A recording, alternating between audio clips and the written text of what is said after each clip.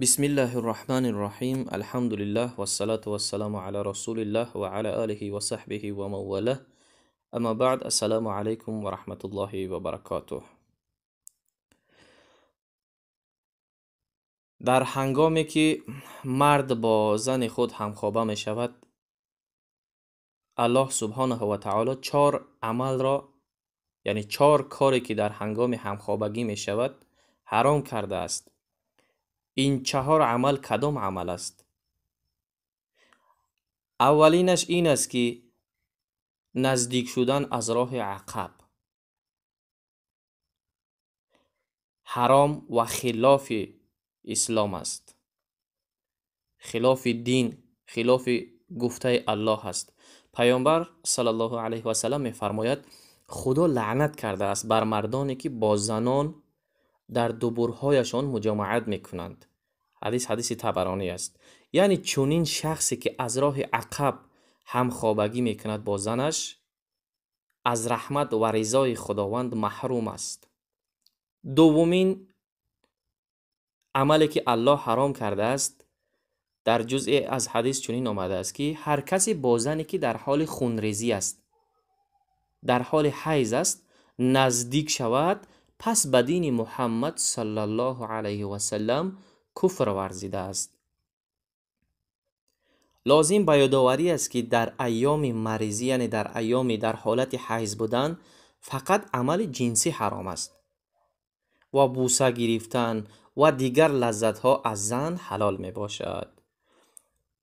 سیوم چیزی که یعنی سیوم عملی که الله حرام کرده است، میگوید حرام است که مرد یا زن عمل جنسی و یا سخنان مربوط به این لذت ها زن و شوهر با یکدیگر میگویند یا عمل میکنند، پیش دوستان افشا کردن، یعنی پیش مردم افشا کردن، فاش کردن سیری یکدیگر. پیامبر صلی الله علیه و سلم میفرماید از بدترین مردم نزد خدا مردی است که با زن خود همبستری می شود، سپس راز وی را فاش می کند. یعنی شب با زن خود همبستر می شود و روز می آید در پیش دوستای خود نقل می کند که من با همسرم فلان فلان فلان کار کردم.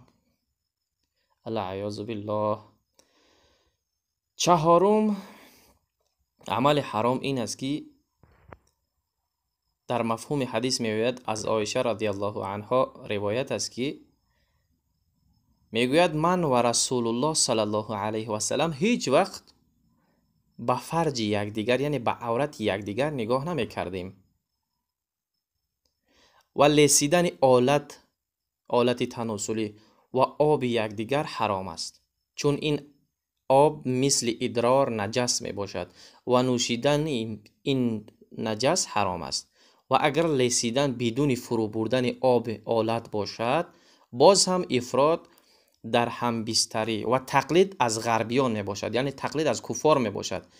و مجبور کردن یکدیگر، یعنی شوهر مجبور کند همسر خود را که این عمل را انجام بده، غیر فطری جایز نیست و شایسته نیست زبان مسلمان که آلوده ذکر و تلاوت قرآن می باشد با محل نجاست تماس پیدا کند. و صلی الله تعالی علی خیر خلقه محمد و علی آله و صحبه أجمعين برحمتك يا أرحم الراحمين. السلام عليكم ورحمة الله وبركاته.